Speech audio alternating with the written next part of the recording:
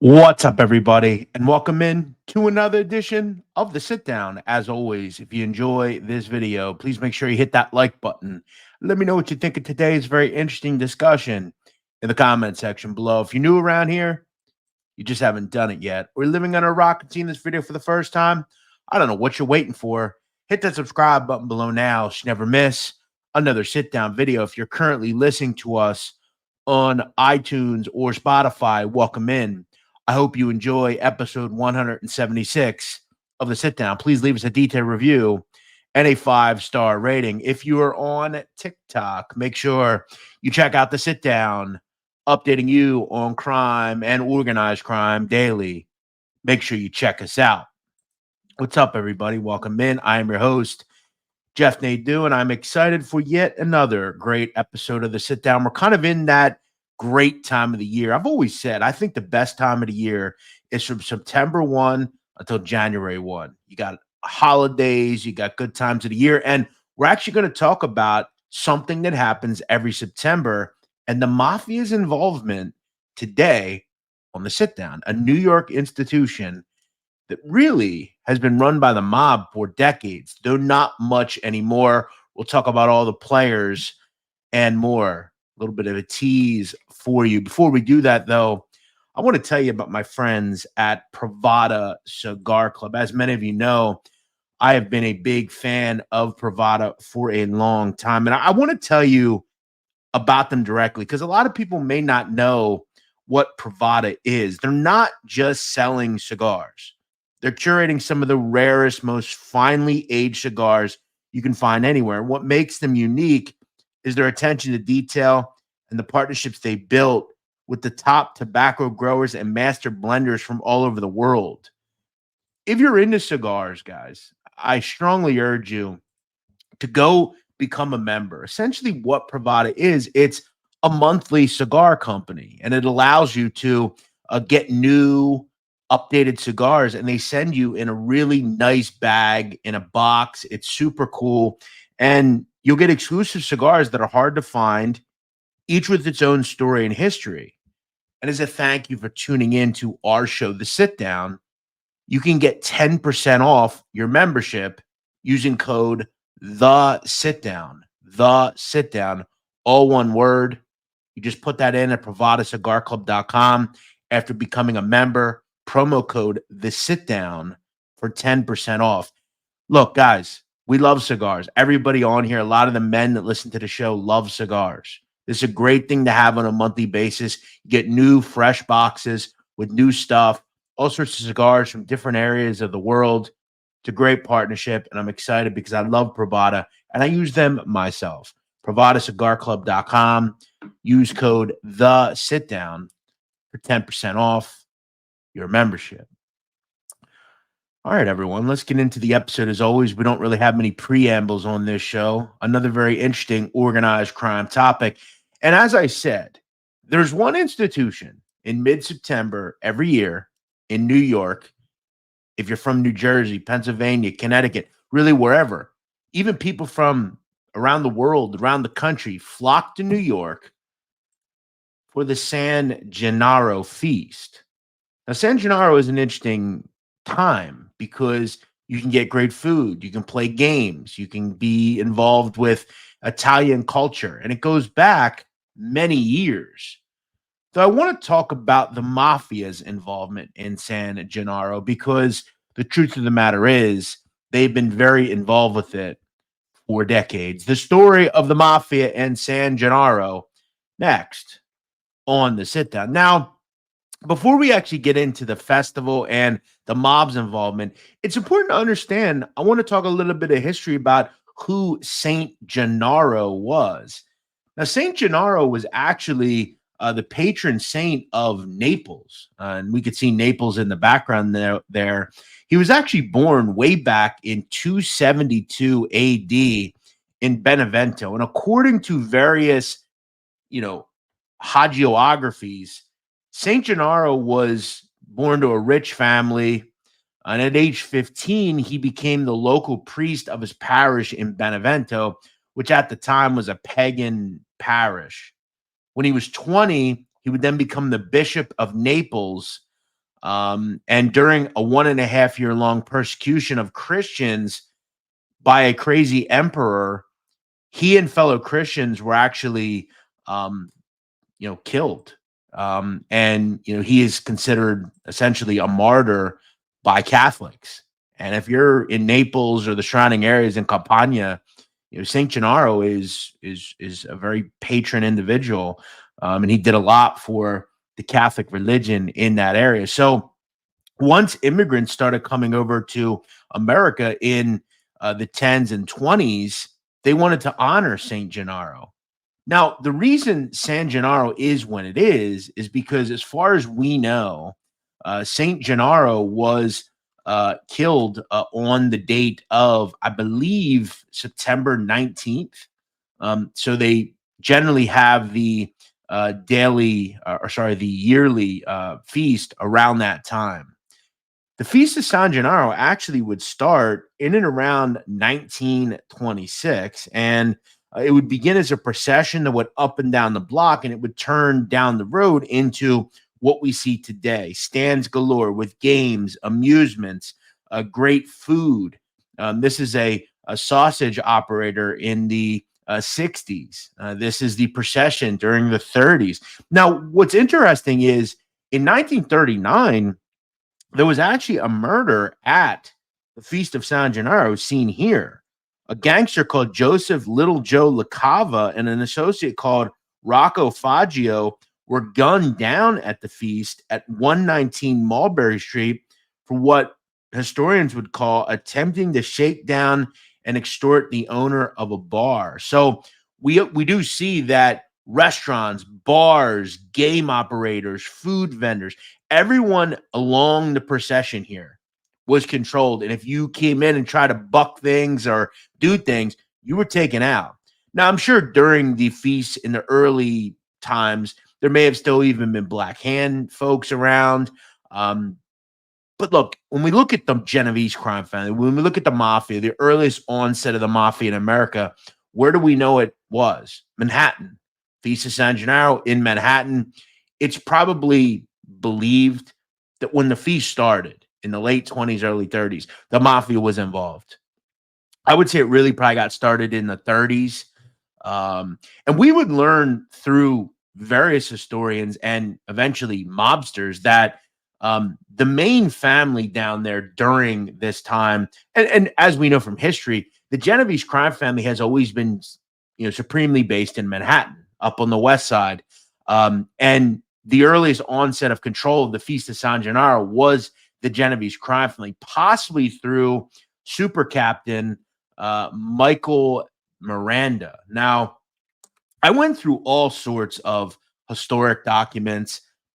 I wasn't able to find any particular people back then, let's say in the 40s, 50s, and 60s, that had control. But due to the fact that Miranda had a huge crew in Manhattan, it's likely that certain associates and soldiers in his crew had involvement in the feast. Now, remember, the feast is only 10 days long, but it is a more year-long process. There's societies, there's people that are involved in the money, control of the money. It takes months to get going. So it's probable that the mob, even back then in the 50s and 60s, had people distinguished, because we would learn through people like Al Diarco that there were people set and designed to be the family's liaisons down at San Gennaro. According to little Al Diarco, who, as we know, will cooperate with the federal government, he would state that individual members of the Genovese family had indeed, quote, controlled the feast since the 60s. And I'll go more into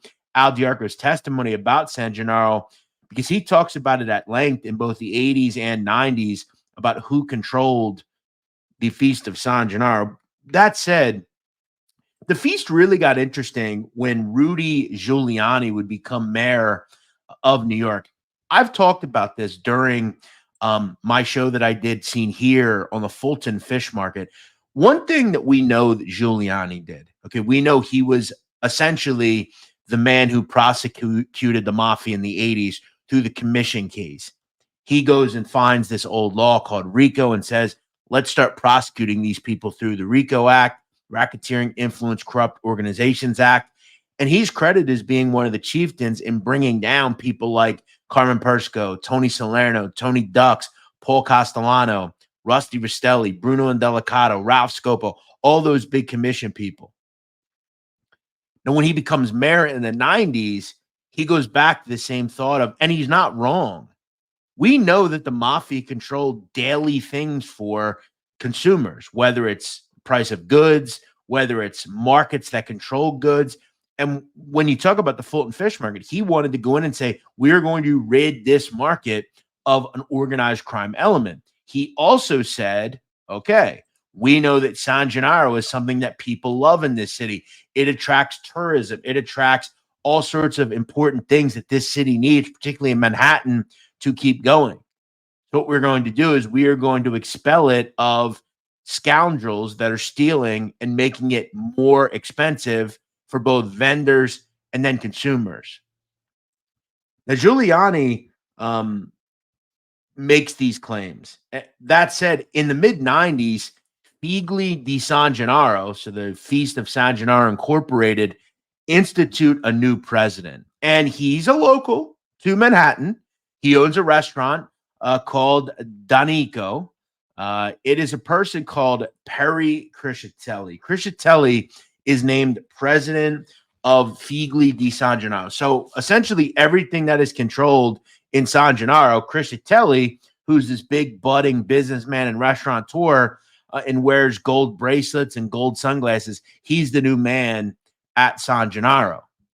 The only problem that made the city look really stupid is the person that controlled Figli di San Gennaro, who Giuliani claims would be ridded of mafia activity, was actually a mob associate. In fact, Perry Criscitelli in 2001 would become a made member of the mafia.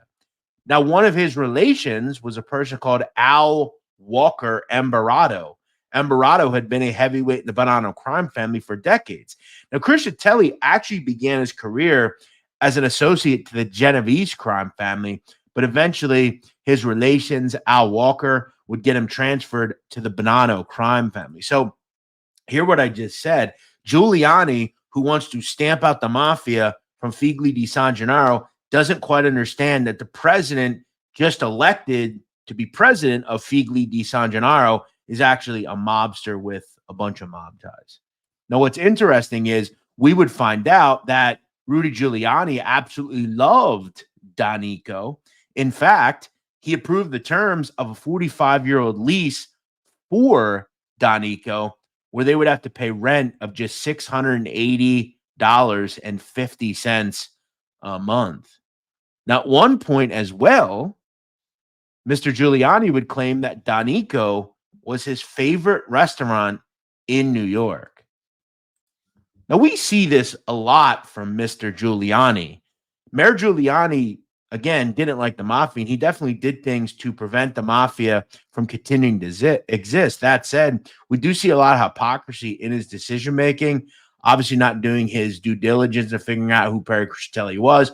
We also know that Rudy Giuliani's own family was connected to the mafia, which I'll do a video on at some point. So the owner of Danico, president of Figli di San Gennaro, is actually a mobster. Now, upon Perry Criscitelli's induction into the mafia in the early 2000s, he is placed eventually in the crew of Richard Cantarella.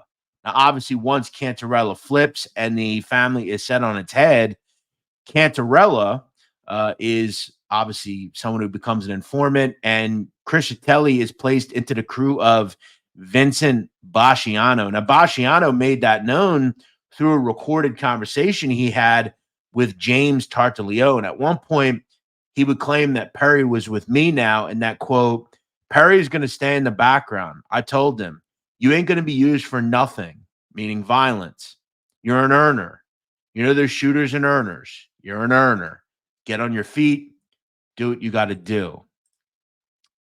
And this is something that Basciano was quite smart with. He realized that we are not going to take people that make a lot of money for our family and put them in bad predicaments where they could be taken off the street and get long prison sentences. The truth was, Perry Criscitelli was a big earner. The guy had a huge home in Staten Island. He drove a Bentley. The guy was really well off. And to be fair, if you look into Perry Criscitelli today in 2024, his family still own various restaurants in Little Italy, including Danico. Still to this day, it is run by his sons. That said, Criscitelli is a big earner, and Vinny Gorgeous was smart in realizing that we're not going to involve him in anything stupid that could put him behind bars. Now, eventually, as we know, with the Bonanno crime family, Joe Messina would ultimately flip. The trial will come out, and we would learn, in fact, the city would learn that they didn't do their due diligence to Perry Criscitelli, and he was actually a mob man and a soldier. And in late July of 2004, Perry Criscitelli would step down as the president of Figli di San Gennaro. And I want to talk about his quote here. His letter would write, "To all officers and directors of San Gennaro, I've decided to resign as president and board member of Figli di San Gennaro Incorporated, effective immediately. I do this with sadness after serving as an officer and director since 1996. The feast is more important than any one person, and I believe that my decision to resign at this time is in the best interest of the festival. As you know, I, like all of you, the officers and directors, have served without any compensation in our design capacity, working around the clock in the weeks leading up to the feast, as well as during the feast itself. It is a labor of love, which is very important to me. It was my pleasure serving Figli di San Gennaro Incorporated. Sincerely, Perry Criscitelli."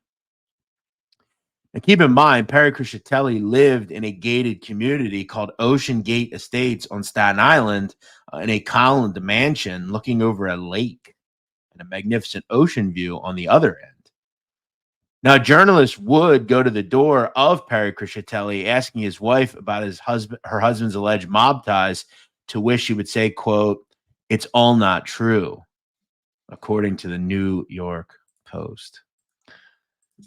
So, again, Giuliani looked pretty dumb with this because he didn't end up actually stamping out much, because the mob throughout the 90s and into the 2000s and into the late 2000s, even into the 2010s, was actually very involved in the control of the San Gennaro feast. I also want to talk about the heavy burden that the Genovese crime family had down there. So it was mainly Bonanno, Genovese, and even some Gambinos that were down at the feast.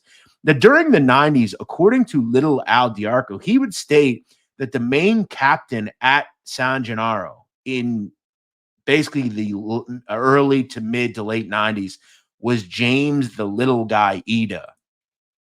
According to Diarco, he would state regarding the feast, quote, "The society's vendor contracts provided that a local vendor pay $1,200 for a stand, and that members of Ida's crew collected the money due to the society from the vendors in cash." So let's kind of backtrack a little bit. To become a stand owner, there's about 100 plus stands at San Gennaro. At that time, to be there for the full 12 days, you had to pay $1,200, and this was paid directly to a mob associate. Now, understand that the treasurer of this society that collected the money was a member of James Ida's crew called Louis Zacchia.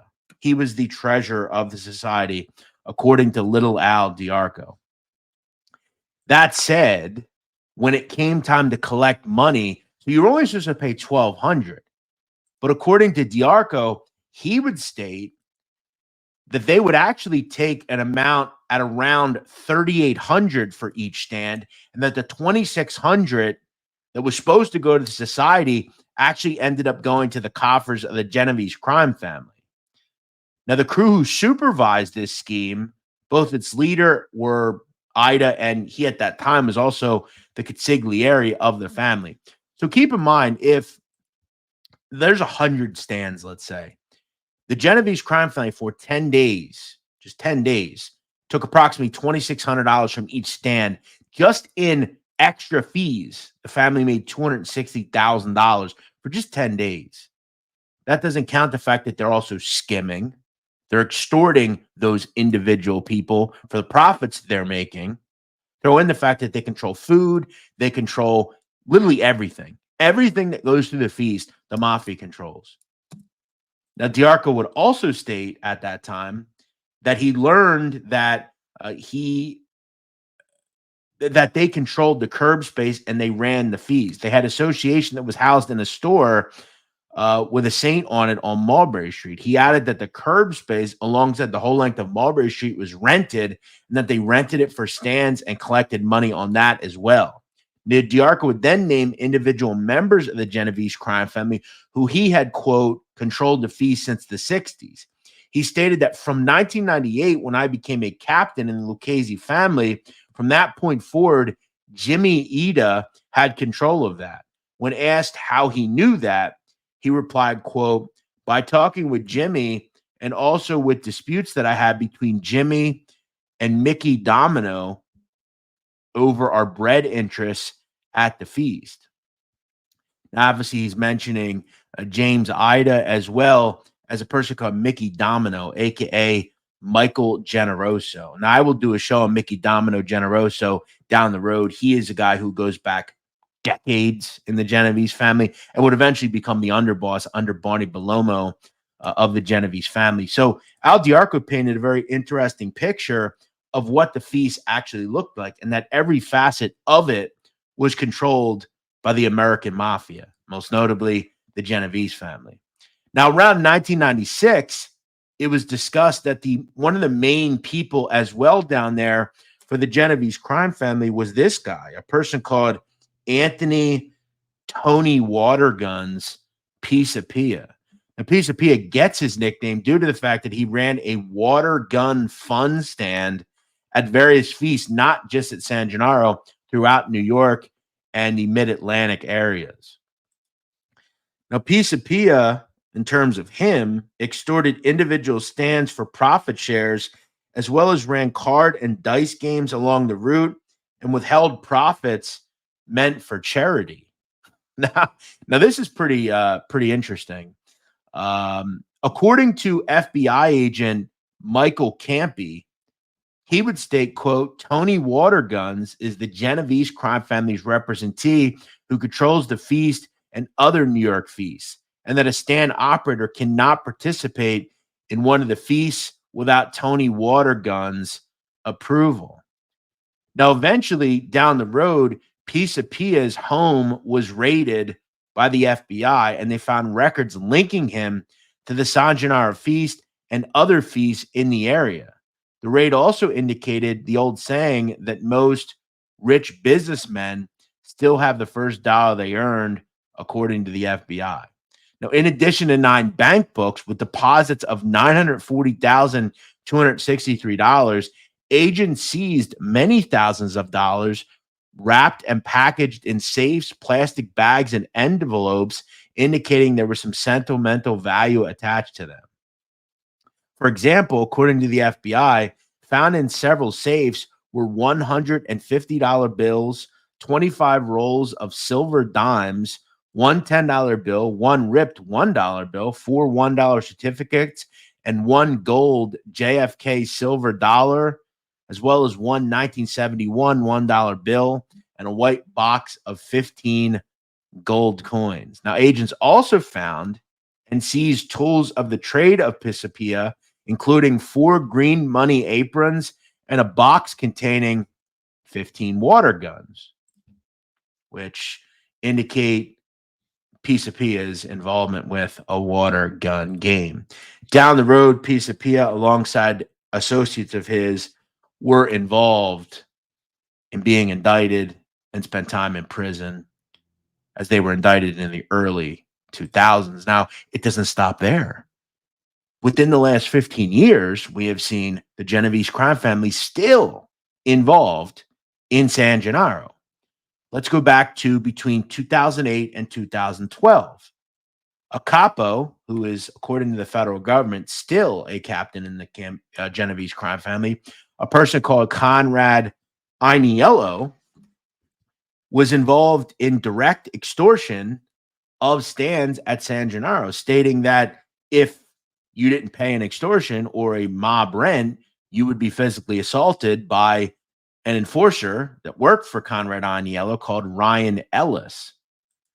Now, Conrad Aniello is a Mulberry Street staple and a Little Italy staple. At one point, he did own a dessert restaurant down in Little Italy called Lo Sputino. Now, a Jewish businessman that worked in the area stated that Conrad Aniello was, quote, a nice guy to him whenever he saw him. We can venture to believe he probably was. That said, Conrad Aniello in 2012, alongside members of his crew and associates, were indicted for various things, including extorting stand owners to pay rent or face, quote, physical harm.